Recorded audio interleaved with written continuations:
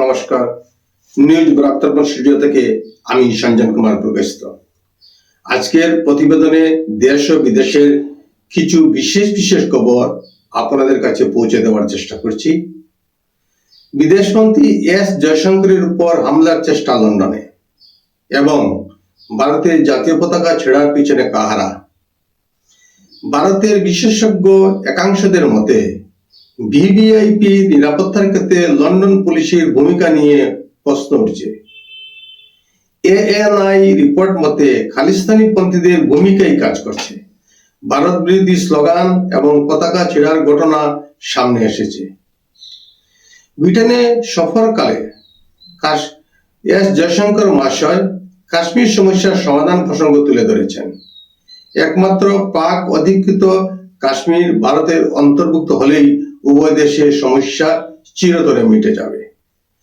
তাছাড়া দুই দেশের মধ্যে অর্থনৈতিক সহযোগিতা বৃদ্ধি, উভয় দেশের জনগণের মধ্যে আদান প্রদান বৃদ্ধির প্রয়াস করা এবং সেই সঙ্গে রাশিয়া ইউক্রেন সংঘাতের বিষয়ে মত বিনিময় করা।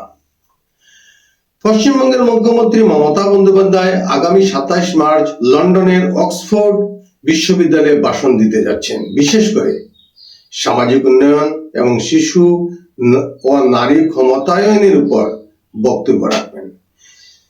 তিনি শুধু দক্ষ মুখ্যমন্ত্রী বা রাজনীতিবিদ হিসাবে আমন্ত্রিত নন, একজন লেখিকা হিসাবে সম্মান জানানো হচ্ছে।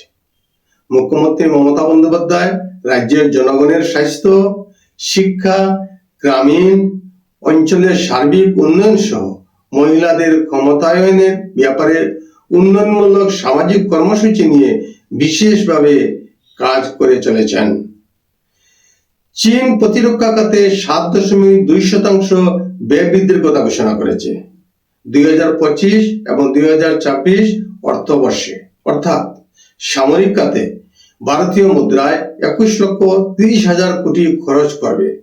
যদিও জিডিপি বৃদ্ধির লক্ষ্যমাত্রা 5.5% স্থির করা হয়েছে। আজকের মতো সবাইকে নমস্কার জানিয়ে বিদায় নিচ্ছি। পরবর্তী প্রতিবেদনের জন্য অপেক্ষা করুন।